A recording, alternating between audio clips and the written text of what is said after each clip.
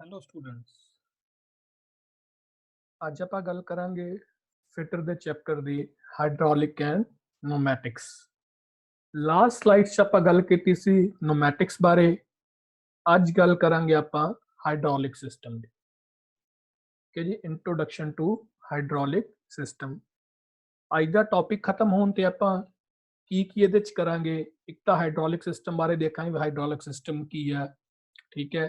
एक पास्कल ला बारे पढ़ांगे, एक बर्नौलीज प्रिंसिपल पढ़ांगे, एक हाइड्रोलिक सिस्टम दी की एडवांटेजेस हुंदियां ओदे बारे पढ़ांगे, एक हाइड्रोलिक ते न्यूमैटिक दा की डिफरेंस आ ओदे बारे पढ़ांगे, एक इन्हां दे एग्जांपल्स की आ ओदे बारे अज आपां पढ़ांगे।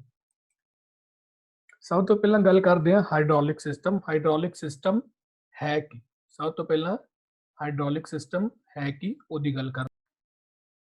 हाइड्रोलिक सिस्टम है कि देखो, the word hydraulic is derived from a Greek word. ये हाइड्रोलिक जिहड़ा वर्ड है ग्रीक वर्ड तो लिखा गया जिहदे विच हाइड्रा दा मीनिंग हुंदा वाटर ते ऑलिक दा मीनिंग हुंदा पाइप। ठीक है जी। एनी वर्किंग और control system that uses liquid as the transmitting fluid. कोई भी सिस्टम जिहड़ा जिहदे च आपां लिक्विड यूज करदे आ ओनू हाइड्रोलिक सिस्टम कहंदे आ। जिस तरह नोमैटिक च आपां की यूज करदे सी एयर, इसलिए ਉਹਨੂੰ ਨੋਮੈਟਿਕ ਸਿਸਟਮ ਕਹਿੰਦੇ ਸੀਗੇ। ਹਾਈਡ੍ਰੋਲਿਕ ਸਿਸਟਮ ਚ ਕੀ ਕਰਦੇ ਆ, ਲਿਕੁਇਡ ਐਜ਼ ਏ ਟਰਾਂਸਮਿਟਿੰਗ ਫਲੂਇਡ, ਇਸ ਲਈ ਨੂੰ ਕਹਿੰਦੇ ਆ ਹਾਈਡ੍ਰੋਲਿਕ ਸਿਸਟਮ। ਪੰਜਾਬੀ ਚ ਗੱਲ ਕਰੀਏ, ਕੋਈ ਵੀ ਕਾਰਜਸ਼ੀਲ ਜਾਂ ਨਿਯੰਤਰਣ ਪ੍ਰਣਾਲੀ ਜੋ ਪ੍ਰਸਾਰਿਤ ਤਰਲ ਦੇ ਤੌਰ ਤੇ ਤਰਲ ਦੀ ਵਰਤੋਂ ਕਰਦੀ ਹੈ ਉਸ ਨੂੰ ਹਾਈਡ੍ਰੋਲਿਕ ਪ੍ਰਣਾਲੀ ਕਿਹਾ ਜਾਂਦਾ ਹੈ। ਠੀਕ ਹੈ। ਕੁਝ ਐਗਜ਼ਾਮਪਲਸ ਦੀ ਗੱਲ ਕਰੀਏ ਆਪਾਂ ਹਾਈਡ੍ਰੋਲਿਕ ਸਿਸਟਮ ਦੀਆਂ, ਜਾਂ ਹਾਈਡ੍ਰੋਲਿਕ ਸਿਸਟਮ ਕਿੱਥੇ ਕਿੱਥੇ ਕੰਮ ਆਉਂਦਾ। ਦੇਖੋ, ਆਟੋਮੋਬਾइल ब्रेकिंग च काम आंदा, पावर स्टीयरिंग हाइड्रोलिक सिस्टम आंदा, elevators, earth move equipments, jacks काम। जैक्स देखो अपने कोले हाइड्रोलिक सिस्टम भी काम आंदा, नोमैटिक भी काम आंदा। जरूरी नहीं कल्ला अपने कोले हाइड्रोलिक सिस्टम भी आंदा, नोमैटिक भी काम आंदा। जे आपां नूं भार ज़्यादा चकना तो हाइड्रोलिक सिस्टम यूज कर लांगे, जे घट है तो आपां नोमैटिक सिस्टम यूज कर लांगे। ठीक है जी। लिफ्टिंग मशीन, टूल फीडिंग, होर बहुत सारी चीज़ां जिहड़ा आपां हाइड्रोलिक सिस्टम अज दी डेट यूज करते हैं। बट ਜਿਹੜਾ ਇਹ ਚ ਲਿਕੁਇਡ ਯੂਜ਼ ਕਰਦੇ ਆ ਉਹ ਕੀ ਹੁੰਦਾ, ਜਰਨਲੀ ਵਿਸਕੋਸ ਪੈਟਰੋਲੀਅਮ ਆਇਲਸ। ਠੀਕ ਹੈ ਜੀ। ਇਹ ਜਿਹੜਾ ਲਿਕੁਇਡ ਯੂਜ਼ ਕਰਦੇ ਆ ਉਹ ਜਰਨਲੀ ਵਿਸਕੋਸ ਪੈਟਰੋਲੀਅਮ ਆਇਲਸ ਦਾ ਹੁੰਦਾ। ਪਤਾ ਲੱਗ ਗਿਆ ਹਾਈਡ੍ਰੋਲਿਕ ਸਿਸਟਮ। ਹਾਈਡ੍ਰੋਲਿਕ ਸਿਸਟਮ ਉਹ ਸਿਸਟਮ ਹੈ ਚੀਜ਼ ਫਲੂਇਡ ਐਜ਼ ਏ ਟਰਾਂਸਮਿਟਿੰਗ ਫਲੂਇਡ ਹੁੰਦਾ। ਚੀਜ਼ ਜਿਹੜਾ ਲਿਕੁਇਡ ਆ ਉਹ ਟਰਾਂਸਮਿਟਿੰਗ ਫਲੂਇਡ ਹੁੰਦਾ, ਉਹਨੂੰ ਹਾਈਡ੍ਰੋਲਿਕ ਸਿਸਟਮ ਕਹਿੰਦੇ ਆ। ਨੋਮੈਟਿਕ ਜਿਹੜੀ ਹੁੰਦੀ ਆ ਉਹ 에ਅਰ ਸਿਸਟਮ ਨਾਲ ਚੱਲਦੀ ਹੈ। ਠੀਕ ਹੈ। एक ਆਪਾਂ वर्क की गल की, वर्क की चीज है। Work is defined as the product of force and the distance in which the object has moved in the direction of force। Work की चीज है, it is defined as the product of force and the distance in which the object has moved in the direction of force। देखो आप figure च दिखाया गया। ठीक है। आ मकैनिकल वर्क का आया, हाइड्रोलिक वर्क है। देखो फोर्स भी इधर ਨੂੰ ਲੱਗ ਰਹੀ ਹੈ, डिस्टेंस भी इधर ਨੂੰ ਲੱਗ ਰਿਹਾ, वर्क भी इधर ਨੂੰ ਹੋ ਰਿਹਾ। ਇਸੇ ਤਰ੍ਹਾਂ ਜੇ ਆਪਾਂ ਹਾਈਡ੍ਰੋਲਿਕ ਸਿਸਟਮ ਦੀ ਗੱਲ ਕਰੀਏ, फोर्स भी ਲੱਗ ਰਹੀ ਹੈ, डिस्टेंस भी ਲੱਗ ਰਹੀ ਹੈ, वर्क भी इधर ਨੂੰ, ਯਾਨੀ ਕਿ फोर्स भी ਆਪਾਂ इधर ਨੂੰ ਲਾ ਰਹੇ ਹਾਂ, इधर ही डिस्टेंस कवर हो रहा ਤਾਂ वर्क ਹੋ ਰਿਹਾ। ਠੀਕ ਹੈ। ਇਹ ਮਕੈਨੀਕਲ ਹੈ, ਇਹ ਹਾਈਡ੍ਰੋਲਿਕ ਹੈ। ਮਕੈਨੀਕਲ ਚ ਆਪਾਂ ਨੂੰ ਥੋੜਾ ਜਿਹਾ ਜਿਹਨੂੰ ਕਹਿੰਦੇ ਆ ਜ਼ਿਆਦਾ ਸ਼ਕਤੀ ਲਾਣੀ ਪੈਂਦੀ ਹੈ, ਹਾਈਡ੍ਰੋਲਿਕ ਚ ਆਪਾਂ ਨੂੰ ਸ਼ਕਤੀ ਉਹ ਘੱਟ ਲਾਣੀ ਪੈਂਦੀ ਹੈ, ਉਹ ਸਾਰਾ मशीन कम कर देती है। ठीक है जी। उस तो बाद पास्कल ला। पास्कल ला की चीज है, देखो पास्कल ला की हुंदा, it state that the pressure exerted on a liquid is transmitted equally in all direction। यानी कि ਇਹ ਦੱਸਦਾ ਹੈ ਕਿ ਤਰਲ ਉੱਤੇ ਪਏ ਦਬਾਅ ਨੂੰ ਸਾਰੀਆਂ ਦਿਸ਼ਾਵਾਂ ਵਿੱਚ ਬਰਾਬਰ ਪ੍ਰਸਾਰਿਤ ਕੀਤਾ ਜਾਂਦਾ ਹੈ। ਜੇ ਕੋਈ ਵੀ ਆਪਾਂ ਦਬਾਅ ਪਾਣੇ ਲਿਕੁਇਡ ਉੱਪਰ, ਉਹ ਸਾਰੀਆਂ ਦਿਸ਼ਾਵਾਂ 'ਚ ਬਰਾਬਰ ਪ੍ਰਸਾਰਿਤ ਹੁੰਦਾ। ਠੀਕ ਹੈ ਜੀ।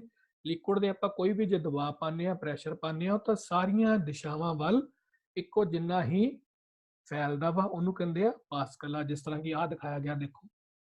ਠੀਕ ਹੈ। ਜੇ ਆਪਾਂ ਹੈਮਰ ਮਾਰਦੇ ਕਿਸੇ ਲਿਕੁਇਡ, ਦੇਖੋ ਸਾਰੀ ਦਿਸ਼ਾਵਾਂ 'ਚ ਇਹਦੇ ਜਿਹੜੇ ਸੇਮ ਉਹਦਾ ਜਿਹੜਾ ਵਾ ਪ੍ਰਸਾਰ ਹੋ ਰਿਹਾ ਵਾ। ਠੀਕ ਹੈ। ਇਸੇ ਤਰ੍ਹਾਂ ਇਹ ਫਿਗਰ 'ਚ ਵੀ ਸੇਮ ਜਿਹੜਾ ਜੇ ਕੋਈ ਚੀਜ਼ ਹੋ ਰਹੀ ਹੈ ਤਾਂ ਸਾਰੀਆਂ ਸੇਮ ਜਿਹੜੀਆਂ ਟਰਾਂਸਮਿਟਡ ਜਿਹੜਾ ਫਲੂਇਡ ਆ, ट्रांसमिशन हो रही है फ्लूइड की, प्रैशर की वो सेम हो रही है सारे पासे। ठीक है। इस तरह आप नैक्सट स्लाइड की गल करिए, ये देखो की है मान लो अलग-अलग तरह ਦੇ ਆਪਣੇ ਕੋਲੇ ਦੇਖੋ ਕੰਟੇਨਰ ਇੱਕ ਆ ਕੰਟੇਨਰ ਇੱਕ ਆ ਕੰਟੇਨਰ ਇੱਕ ਆ ਕੰਟੇਨਰ ਆ ਕੰਟੇਨਰ ਆ, ਸਾਰਿਆਂ ਦੀ ਸ਼ੇਪ ਵੱਖਰੀ ਵੱਖਰੀ ਹੈ। ਠੀਕ ਹੈ, ਜਦੋਂ ਇਹ ਚ ਆਪਾਂ ਫਲੂਇਡ ਭਰਦੇ ਆ, ਠੀਕ ਹੈ, ਤਾਂ ਸਾਰਿਆਂ ਦਾ ਲੈਵਲ ਇੱਕੋ ਹੋਊਗਾ ਭਾਵੇਂ ਕੰਟੇਨਰ ਚ ਇਹੋ ਜਿਹਾ ਮਰਜ਼ੀ ਹੈ, ਯਾਨੀ ਕਿ ਜਿਹੜਾ ਪ੍ਰੈਸ਼ਰ ਆ ਉਹ ਸੇਮ ਪੈਂਦਾ ਵਾ ਹਰੇਕ ਦੇ ਉੱਪਰ, ਤਾਂ ਕਿ ਉਹਦਾ ਜਿਹੜਾ ਲੈਵਲ ਆ ਉਹ ਇੱਕੋ ਹੀ ਆ ਜਾਂਦਾ। ਠੀਕ ਹੈ ਜੀ, ਭਾਵੇਂ ਦੇਖੋ ਅੱਜ ਜਿਸ ਤਰ੍ਹਾਂ ਦਾ ਮਰਜ਼ੀ ਮਰਜ਼ੀ ਬਣੇ ਹੋਏ ਆ, ਅਲੱਗ-ਅਲੱਗ ਸ਼ੇਪ ਦੇ ਆਪਣੇ ਕੋਲੇ ਚਾਰ ਬਣੇ ਹੋਏ ਆਪਣੇ ਕੋਲੇ।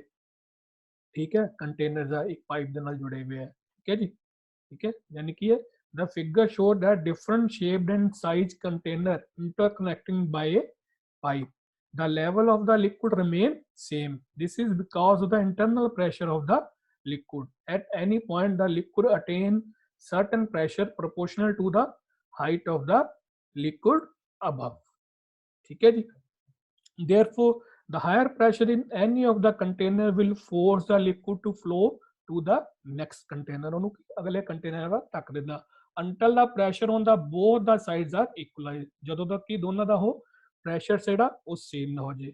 ਠੀਕ ਹੈ, ਇਸੇ ਤਰ੍ਹਾਂ ਕਿ ਇਸ ਲਾਈਨ ਟਿੱਕਰ ਸਭ ਦਾ ਪ੍ਰੈਸ਼ਰ ਆ ਜਾਏ।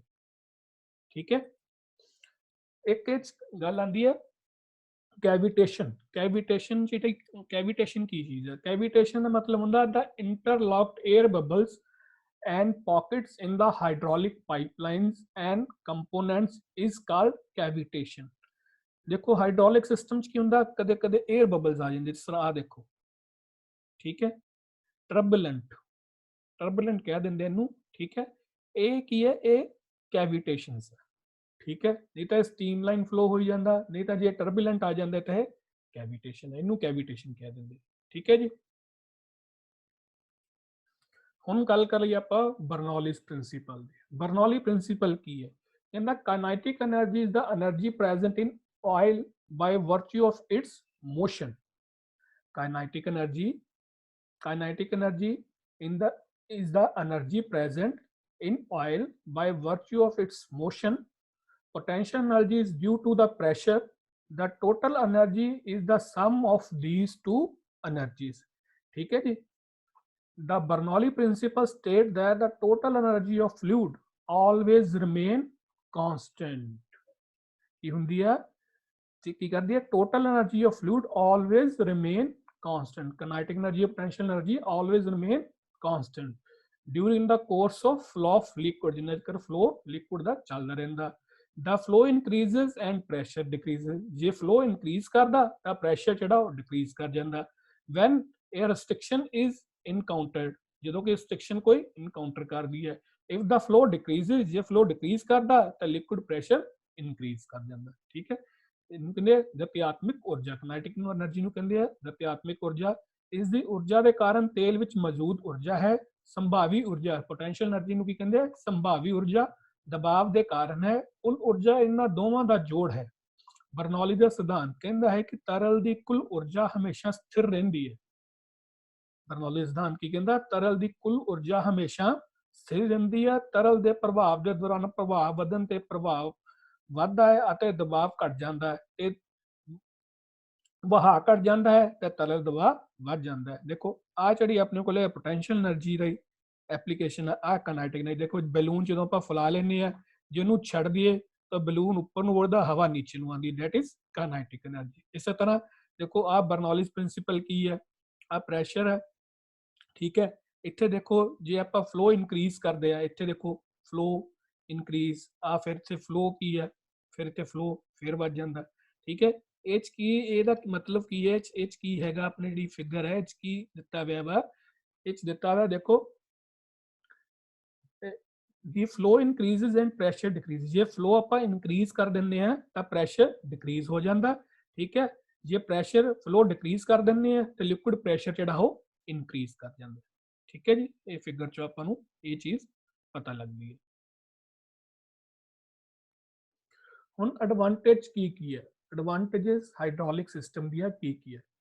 Liquid are incompressible, liquid are incompressible and capable of moving much higher loads, providing much higher force। ठीक है, जिन्ना मर्जी लोड, जिन्नी मर्जी ऊपर तक ਆਪਾਂ ਇਹਦੇ ਨਾਲ ਲਿਕੁਇਡ ਦੇ ਨਾਲ ਲੈ ਕੇ ਜਾ ਸਕਦੇ, ਕਿਉਂਕਿ ਇਹ ਇਨਕੰਪਰੈਸਿਬਲ ਹੈ। ਉਸ ਤੋਂ ਬਾਅਦ no need of bleed off, pressurized air to release pressure on the load. Highly responsive compared to pneumatic. Pneumatic ਨਾਲ ਬਹੁਤ responsive ਹੈ. Supply more power than pneumatic. Pneumatic ਨਾਲੋਂ ਜ਼ਿਆਦਾ power supply ਹੁੰਦੀ ਆ. Also provides lubrication and cooling. Lubrication cooling ਵੀ ਆਪਣੇ ਆਪ ਹੀ ਇਹ provide ਕਰਦਾ. ਠੀਕ ਹੈ, ਹੁਣ ਜੇ ਆਪਾਂ ਗੱਲ ਕਰੀਏ, ਜੇ ਹੁਣ ਆਪਾਂ ਗੱਲ ਕਰੀਏ ਕੰਪੈਰੀਜ਼ਨ ਦੋਵਾਂ ਦੇ ਨੋਮੈਟਿਕ ਤੇ ਹਾਈਡ੍ਰੋਲਿਕ ਚ ਕੀ ਕੰਪੈਰੀਜ਼ਨ ਆ, ਦੇਖੋ ਇਨ ਨੋਮੈਟਿਕ ਸਿਸਟਮ ਚ ਕੀ ਹੈ, confine pressurise system that use moving air or other gases, ਇਹ ਚ ਆਪਾਂ ਕੀ ਯੂਜ਼ ਕਰਦੇ ਆ, ਇਹ ਕਨਫਾਈਨ ਪ੍ਰੈਸ਼ਰਾਈਜ਼ਡ, ਇਹ ਚ ਕੀ ਹੈ, confine pressurise system that using moving liquids, ਇਹ ਚ ਕੀ ਹੈ, ਲਿਕੁਇਡ ਯੂਜ਼ ਕਰਦੇ ਆ, ਉਹ ਚ ਆਪਾਂ 에ਅਰ ਜਾਂ ਗੈਸ ਯੂਜ਼ ਕਰਦੇ ਆ, because gases can be compressed, there is a delay in movement, ठीक है, movement the force ਕੀ ਹੈ, ਇਹ ਚ ਆਪਾਂ ਕੀ ਗੈਸ ਯੂਜ਼ ਕਰ ਸਕਦੇ ਆ, ਉਹਨੂੰ ਕੰਪਰੈਸ ਹੋਣ ਲਈ ਟਾਈਮ ਲੱਗ ਸਕਦਾ, ਇਸ ਲਈ ਕੀ ਆ ਉਹਨੂੰ ਜਿਹੜੀ ਹੈ ਉਹਦੀ ਮੂਵਮੈਂਟ ਜਿਹੜੀ ਆ ਉਹ ਸਲੋ ਹੋ ਸਕਦੀ ਹੈ। ਲਿਕੁਇਡ ਜਿਹੜੇ ਆ ਉਹ ਕੰਪਰੈਸਿਬਲ ਨਹੀਂ ਹੁੰਦੇ, ਠੀਕ ਹੈ, ਇਸ ਲਈ ਉਹ ਚ ਕੋਈ ਡਿਲੇ ਨਹੀਂ ਹੁੰਦਾ, ਉਹ ਮੂਵਮੈਂਟ ਬਹੁਤ ਫਾਸਟ ਹੋ ਜਾਂਦੀ। ਐਗਜ਼ਾਮਪਲਸ ਦੀ ਗੱਲ ਕਰ ਲਈਏ, ਡੈਂਟਿਸਟ ਕੋਲ ਜਿਹੜੀ ਚੇਅਰ ਹੁੰਦੀ ਆ ਉਹ ਨੋਮੈਟਿਕ ਸਿਸਟਮ ਤੇ ਕੰਮ ਕਰਦੀ ਆ, ਠੀਕ ਹੈ ਜੀ। ਹਾਈਡ੍ਰੋਲਿਕ ਲਿਫਟ ਆਉਂਦੀਆਂ ਬਾਜ਼ਾਰ ਚ, ਉਹ ਵੀ ਐਂ ਕੰਮ ਕਰਦੀਆਂ, ਉਹ ਜਿਹੜੀਆਂ ਕੰਮ ਕਰਦੀਆਂ ਹਾਈਡ੍ਰੋਲਿਕ ਕੰਮ ਕਰਦੀਆਂ, ਠੀਕ ਹੈ। ਨੋਮੈਟਿਕ ਬ੍ਰੇਕਸ, 에ਅਰ ਬ੍ਰੇਕਸ ਆਉਂਦੀਆਂ, use for buses, truck and trains, ਠੀਕ ਹੈ ਜੀ। ਦੂਸਰੇ ਪਾਸੇ ਡਰਮ ਟਰੱਕ, ਲਿਫਟ ਟਰੱਕ ਆਉਂਦੇ ਅੱਜ ਕੱਲ, ਜਿਹੜੇ ਕਿ ਹਾਈਡ੍ਰੋਲਿਕਸ ਦੇ ਨਾਲ ਕੰਮ ਕਰਦੇ ਆ, ਠੀਕ ਹੈ। Thank you, have A nice day.